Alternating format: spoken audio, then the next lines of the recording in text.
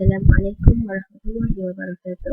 Saya Natasha Farhana binti Muhammad Nasir, nombor cik 056440. Kumpulan kami akan menerangkan tajuk dari muka surat 111 sehingga 121. Okey, kita masuk dengan pengenalan di mana lebih dari 14 abad yang lalu Islam yang sebenar membentangkan bangunan pendidikan bersepadu untuk manusia yang mencapai kebahagiaan bagi mereka di dunia dan mendapat kemenangan di syurga dan keredaan dari Allah di akhirat. Okay, seterusnya, struktur pendidikan Islam dengan ciri unik yang membezakannya dengan semua teori politik, iaitu sumbernya adalah kitab Allah dan sunnah Nabi Muhammad SAW. Okay, di sini ia menegaskan keikhlasan dan kestabilan yang mutlak dan manfaatnya yang besar kepada manusia di dunia dan di akhirat bersama-sama. Sistem pendidikan dalam Islam ini juga terpancar daripada sistem penerangan yang wawasan sebenar alam semesta, kehidupan, masyarakat, sejarah dan manusia. Dan sistem pendidikan Islam ini berteraskan kepada kefahaman yang sebenar tentang hakikat manusia. Tujuan penciptaannya adalah kaedah-kaedah mencapai matlamatnya dan takdirnya di akhirat. Okay, seterusnya kita lihat matlamat utama penciptaan dan penggantian ini seperti yang dijelaskan kepada kita dalam Al-Quran. Okay, yang pertama adalah tauhid dan ibadah kepada Allah, di mana kita lihat dalam surah Al-Zariyat ayat 56 hingga 58 yang membawa maksud, dan tidak aku ciptakan jin dan manusia melainkan supaya mereka beribadat kepadaku. Aku tidak mahu daripada rezeki mereka dan aku tidak mahu mereka diberi makanan. Sesungguhnya Allah Maha Pemelihara kekuatan dan lagi kuat. Yang kedua adalah pembinaan semula alam semesta dan perkenalan antara rakyat dan suku kaum. Sebagaimana firman Allah dalam surah Al-Hujurat ayat 13 yang bermaksud, wahai manusia, sesungguhnya kami menciptakan kamu dari seorang laki-laki dan seorang perempuan dan menjadikan kamu berbangsa-bangsa dan bersuku-suku supaya kamu saling kenal mengenal. Sesungguhnya orang yang paling mulia di antara kamu di sisi Allah ialah orang yang paling bertakwa di antara kamu. Sesungguhnya Allah Maha mengetahui lagi Maha mendalam pengetahuannya. Yang ketiga adalah menegakkan agama Allah di bumi dan mengikuti petunjuk Allah Subhanahu Wa Taala yang selaras dengan fitrah di atasnya Allah yang menciptakan manusia, sebagaimana dalam surah Ar-Rum ayat 30 yang bermaksud, dan apakah kepunyaanku dan kepada siapa kamu akan dikembalikan? Ataukah aku mengambil Tuhan-Tuhan selain daripadanya? Di mana dalam isi ini dia berkata orang yang dibina di atas tauhid mungkin akan tergoda oleh kehidupan duniawi kerana dia lemah, maka dia sentiasa memerlukan untuk berkomunikasi dengan Allah dan mendapat petunjuknya, sebagaimana dalam surah Al-Baqarah ayat 38 yang membawa maksud, maka jika petunjuk datang kepada kamu daripadaku, iaitu Allah, maka sesiapa yang memberi petunjuk kepadamu tidak ada kerisauan terhadap mereka dan tidak pula mereka bersedih hati. Yang terakhir adalah bekerja sesuai dengan kemuliaan ketuhanan manusia, sebagaimana dalam surah Al-Isra ayat 70 yang bermaksud, dan kami telah memudahkan anak-anak Adam dan kami angkut mereka di darat dan di laut, dan kami beri mereka rezeki yang baik, dan kami lebihkan mereka atas kebanyakan makhluk kami demi keutamaan. Okay, di mana ia membawa maksud seseorang itu tidak jatuh di bawah taraf kemanusiaan yang dia berhak mendapat kehormatan ilahi, dan dia mesti aktif dalam membina bumi seperti yang disarankan oleh ayat media tersebut. Dan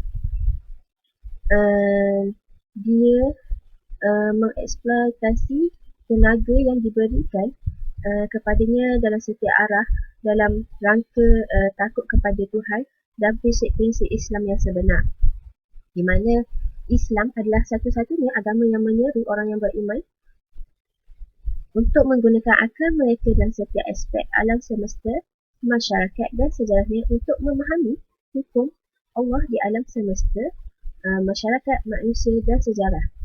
Hal ini kerana setiap pemikiran yang waras akan menyumbang untuk membuktikan kebesaran penciptanya. Itu sahaja daripada saya. Seterusnya akan disambung oleh sahabat saya. Assalamualaikum warahmatullahi wabarakatuh. Nama saya Khairunisa binti Azmi, nombor matrik 057003. Baiklah, saya akan sambung pertanyaan daripada sahabat saya. Seterusnya, dari rahmat Allah Subhanahu Wa Taala kepada hamba-hambanya, bahawa wajah mereka dari lahir hingga akal dimeletakkan pada mereka kecenderungan semula jadi untuk dikaitkan dengan tauhidnya. Baik, di sini ada satu surah yang dipetik dari surah Al-A'raf ayat 172 yang bermaksud Allah berfirman, yakni dan ingatlah ketika Tuhanmu mengeluarkan keturunan anak-anak Adam dari sulbi mereka dan Allah mengambil kesaksian terhadap jiwa mereka seraya berfirman, bukankah aku ni Tuhanmu? Mereka menjawab, betul, yakni engkau Tuhan kami menjadi saksi, yakni kami lakukan yang sedemikian itu agar di hari kiamat kamu tidak mengatakan, sesungguhnya kami Bani Adam adalah orang-orang yang lengah terhadap ini, keesaan Tuhan. Dalam surah ini Allah memberitahu kisah kejadian semasa dia menjadikan manusia, semasa manusia dilahirkan dengan fitrah yang baik, iaitu Allah ajar kita semua tentang tauhid di alam arwah lagi, iaitu ketika Allah himpun semua sekali zuriat yang bakal lahir dari sulbi Nabi Adam. Ini adalah pendapat pertama yang mengatakan kita semua telah dikumpulkan semasa kita dalam bentuk roh lagi di alam arwah. Tapi ada pendapat kedua yang mengatakan tidak ada perkara seperti itu di alam arwah, tetapi kita sudah tahu tentang Allah dari fitrah yang Allah telah beri kepada kita semasa lahir, iaitu kita kenal Allah. Oleh itu, kejadian asal manusia memang kenal Allah. Semua bayi yang lahir itu ada fitrah kenal tauhid. Cuma kita lihat ramai yang jadi kafir kerana mereka lahir dalam suasana yang berbeza. Sebab itu kalau budak itu kita jaga sebagai Islam, mereka boleh jadi Islam, dan kalau dia jaga dalam keluarga kafir pun boleh kenal Allah. Lagi kalau dia belajar walaupun asalnya dia kafir, dugaan dia bersalah sedikit kerana dilahirkan dalam keluarga yang kafir. Seterusnya, sebenarnya penyelewengan manusia dari naluri membawa kepada gangguan kehidupan manusia di dunia dan kepada azab api neraka di akhirat. Di sini fungsi pendidikan muncul dalam pemikiran Islam yang sebenar kerana ia bertanggungjawab untuk memelihara naluri dan mengarahkan manusia supaya beriman kepada Tuhan dan menyatukannya dalam pemikiran dan tingkah laku, serta bertanggungjawab untuk menyediakan insan yang soleh. Ia berterusan dengan kewujudan manusia di bumi dan pendidikan telah menduduki kepentingan yang besar dalam agama Islam. Baiklah, di sini ada satu ayat dari surah Al-Mujadalah ayat 11 yang bermaksud Allah Subhanahu Wa Taala berfirman, nescaya Allah akan mengangkat, yakni derajat orang-orang yang beriman di antaramu dan orang-orang yang diberi ilmu beberapa darjat. Ayat ini ingin menerangkan nescaya Allah akan meninggikan orang-orang yang beriman di antaramu. Kepada mereka yang beriman dan sanggup untuk taat kepada arahan Allah, Allah Subhanahu Wa Taala akan tinggikan kedudukan mereka di dunia dan di akhirat. Ini adalah kerana mereka taat kepada arahan ketua. Allah Subhanahu Wa Taala memberi ganjaran meninggikan darjat mereka kalau dapat buat begitu, kerana bukan senang untuk terus tinggalkan mesyuarat ataupun majlis seperti majlis ilmu. Ini kerana mungkin ada rakan-rakan kita yang kita hanya berjumpa di tempat mesyuarat saja, rasa macam rugi kan kalau tak bersama dengan mereka. Ayat ini juga hendak memberitahu yang kedudukan derajat yang tinggi bukanlah kerana dapat duduk rapat dengan Nabi Muhammad dan berterusan bersama baginda dari mula sampai habis. Kedudukan derajat yang tinggi adalah bertaut dengan iman. Kalau iman tinggi, maka derajat di sisi Allah pun tinggi. Seterusnya, pendidikan Islam bersungguh-sungguh untuk mencapai keseimbangan dan kesepaduan dalam sasiah Muslim, dan dalam memenuhi keperluan dan kecenderungannya. Jika Allah Subhanahu Wa Taala mengkehendaki manusia untuk menjadi roh yang murni atau malaikat yang tidak bernafsu, dia akan bertindak. Dalam surah As-Sajdah ayat 6 hingga 9 yang bermaksud, yang demikian itu ialah Tuhan yang mengetahui yang gaib dan yang nyata.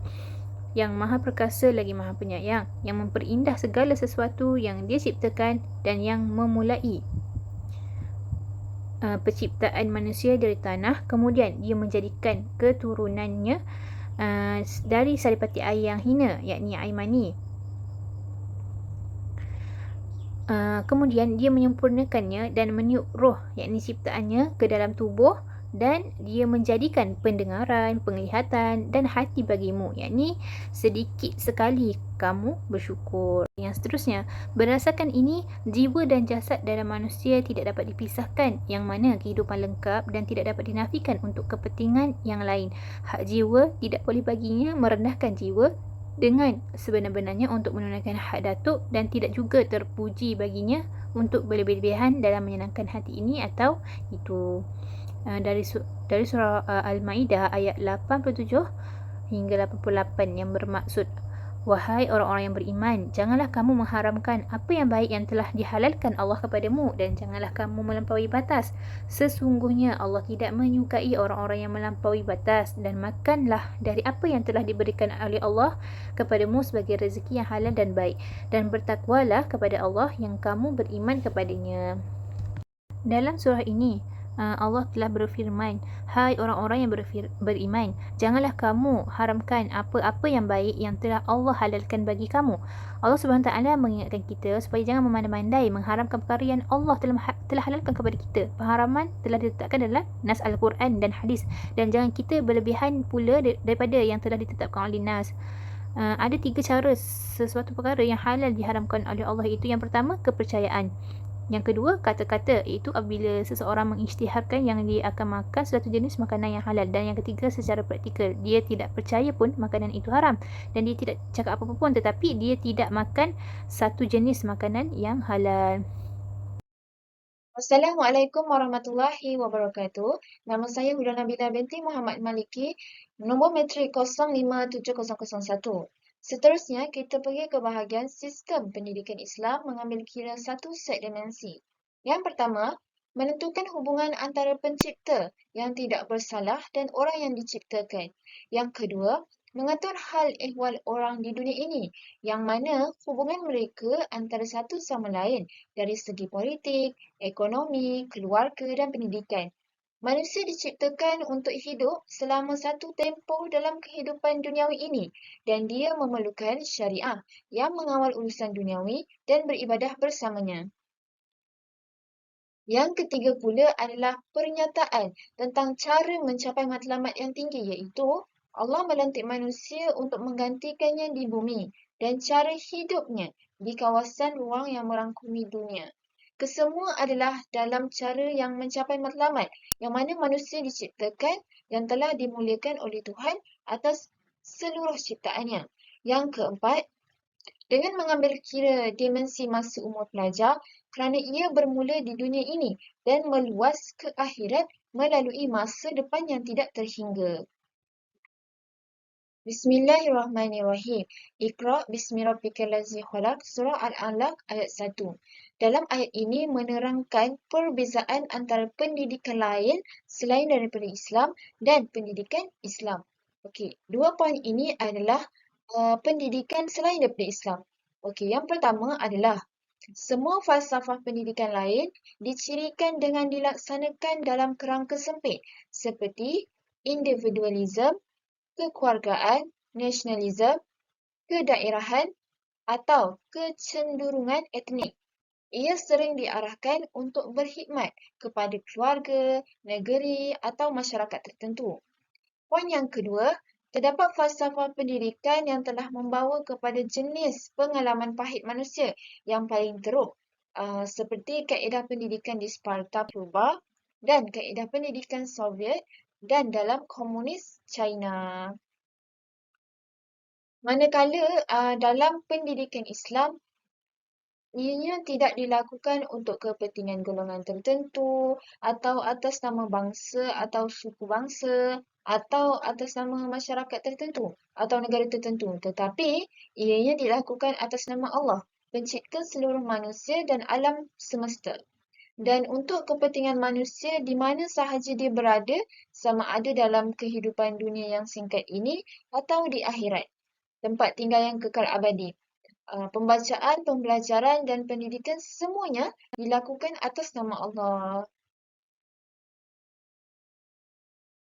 Dalam surah Luqman, ayat 13 hingga 19 menceritakan tentang yang pertama, keperluan untuk menjaga ibu bapa dalam segala yang diredai Allah dan tidak mentaati mereka jika arahannya tidak bersesuaian dengan agama, dan keperluan untuk menjaga kesopanan dengan mereka dalam semua keadaan.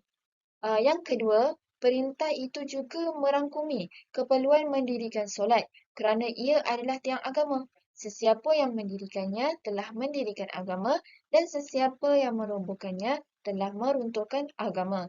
Yang ketiga, melarang kesombongan dalam berurusan dengan manusia dan keperluan untuk mematuhi kerendahan hati dan sesiapa yang merendahkan diri kepada Tuhan akan ditinggikan. Ia juga menunjukkan sekumpulan etika yang penting, termasuk kesederhanaan dalam berkhutbah, merendahkan suara ketika bercakap dan tidak meniru binatang dan sebagainya. Itu saja daripada saya. Slide seterusnya akan dibentang oleh sahabat saya. Assalamualaikum warahmatullahi wabarakatuh. Saya Hazatul Ernina binti Abdul Kepan dengan nombor matrik 056442. Jadi, kita akan melihat kepada sambungan daripada metod yang digunakan dalam pendidikan. Kalau kita tengok kat sini, ia berdasarkan Allah SWT memberikan beberapa contoh lah. Dalam Al-Quran kita boleh ambil pengajaran. Yang pertama, dia diambil daripada surah Al-Kahfi ayat ke-13 di mana dalam surah ini ia menerangkan tentang ujian terhadap akidah terhadap ketetapan akidah pendudukku, iaitu Ashabul Kahfi, di mana mereka berpegang teguh dalam menghadapi penindasan dan keteguhan iman mereka itu dalam menghadapi kekufuran. Jadi, kalau berdasarkan surah Al-Kahfi tu kan, ayat 13 yang bermaksud, kami menceritakan kepadamu Muhammad kisah mereka dengan sebenar-benarnya. Maka sesungguhnya mereka adalah pemuda-pemuda yang beriman kepada Tuhan mereka dan kami menambahkan petunjuk kepada mereka. Seterusnya, contoh lain kita boleh lihat dia terdapat dalam surah Yusuf ayat ke-23 sehingga ayat 24. Yang mana dalam surah Yusuf ini Allah memberikan contoh bahawa memberikan contoh kepada kita lah manusia mengenai seorang pemuda yang soleh, suci yang mendekatkan diri kepada Allah dan menguasai secara bersembunyi di halayak ramai, di mana Nabi Yusuf yang diceritakan mengenai seorang pemuda ini adalah Yusuf, di mana Yusuf ini seorang yang soleh, suci, mendekatkan diri kepada Allah. Dia berpegang teguh kepada agamanya dalam menghadapi godaan dunia. Macam kita tahu kisah Nabi Yusuf dengan Zulaikha, di mana Zulaikha ingin menggoda Nabi Yusuf, tapi Nabi Yusuf masih lagi berpegang teguh dengan agamanya dan tidak tergoda dengan godaan Zulaikha. Seterusnya, dalam surah lain juga, ini surah An-Nur, telah dijelaskan mengenai sekumpulan akhlak, nilai sosial dan pendidikan yang mana dia mestilah disemai di dalam hati setiap anak-anak muda serta dilatih setiap tingkah lakunya. Jadi dekat sini,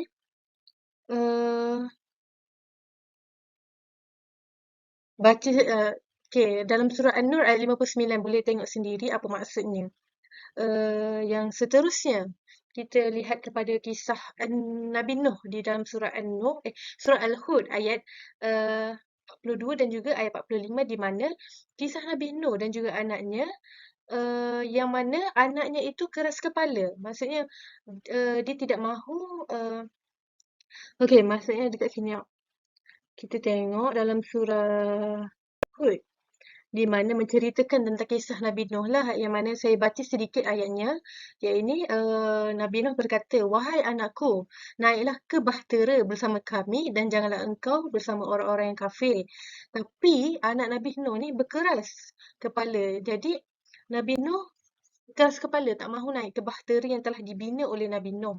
Maka Nabi Nuh pun tidak berputus asa dan dia kembali kepada Tuhannya, yang mana dia berdoa kepada Tuhannya, kepada Allah, yang berkata, "Ya Tuhanku, sesungguhnya anakku termasuk dalam kaum keluargaku dan janjimu itu pasti benar." Jadinya Nabi Nuh berdoalah, "Engkaulah sebaik-baik hakim yang adil." Jadi Nabi Ibrahim pula berdoa kepada Tuhannya, "Jauhkanlah aku dan anak cucuku agar tidak menyembah berhala, iaitu terdapat dalam surah Ibrahim ayat ke-35. Okey, seterusnya kita boleh lihat contoh kata-kata Rasulullah berkaitan kalau tajuk kami ni berkaitan pendidikan Islam, di mana dekat sini mungkin kita boleh tengok kata-kata Rasulullah berkaitan diri seseorang manusia untuk memelihara diri kita dengan ilmu. Okey, yang pertama kita tengok dari riwayat Imam Bukhari yang bermaksud, hai pemuda, barang siapa yang mampu hendaklah dia menikah kerana ia mampu menundukkan pandangan dan juga kemaluan. Ini berkaitan dengan inilah maruah seseorang. Kalau dia mampu bernikah, jadi itu adalah salah satu cara lah untuk dia mengelakkan dia dari melakukan dosa zina dan sebagainya. Yang kedua diriwayatkan daripada Ahmad yang bermaksud, hai anak, aku akan mengajarimu beberapa perkataan, iaitu peliharalah Allah, nescaya dia memeliharamu. Peliharalah Allah, nescaya engkau dapatinya di hadapanmu. Apabila engkau meminta, maka mintalah kepada Allah, dan apabila engkau memohon pertolongan, maka mohonlah pertolongan itu dengan Allah. Maksudnya dekat sini, uh, dia meminta kita untuk berdoa, untuk meminta pertolongan, perlindungan daripada Allah. Jadi apa saja yang kita nak, kita minta dengan Allah. Kalau kita nak Allah pelihara kita, kita minta dengan Allah. Kalau kita nak apa-apa je, kita minta dengan Allah. Seterusnya, diriwayatkan juga oleh Ahmad, mengatakan bahawa perintahkan anak-anak kamu untuk solat pada usia 7 tahun dan pukullah mereka pada usia 10 tahun dan pisahkan tempat tidur mereka. Yang ini ia berkaitan dengan anak-anak lah, untuk memelihara kemaslahatan mereka jugalah. Kalau memerintahkan mereka untuk solat, ini melakukan kewajipan solat. Lepas tu kalau mereka tak nak buat tu, pukullah mereka. Kemudian pisahkan tempat tidur mereka supaya mengelakkan daripada berlaku perkara-perkara yang tidak diingini.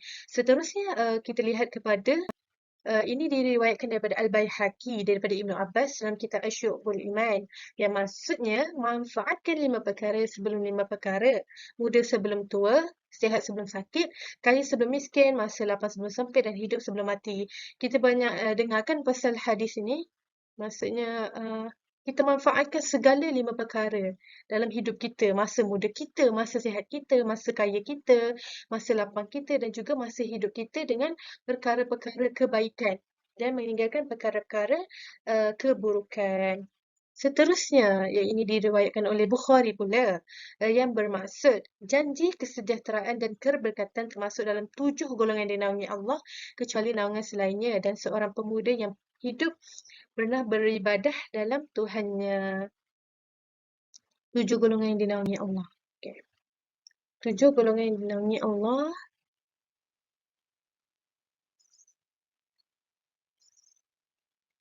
Okay, yang seterusnya, yang last sekali, kita dapat lihat daripada At-Tirmizi, riwayatnya dia memberi riwayatnya, maksudnya diberitahu kepada Rasulullah bahawa seorang hamba akan ditanya pada hari kiamat mengenai apa yang akan ditanya tentang masa mudanya adalah apa yang dikerjakan olehnya. Jadi ia macam terkait jugalah dengan pendidikan. Andai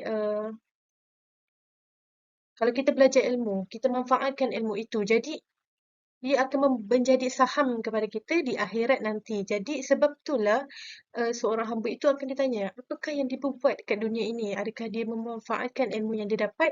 Adakah dia menggunakan ilmunya ke jalan yang diredai? Ataupun dia menggunakan ilmu ke arah jalan yang tidak sepatutnya?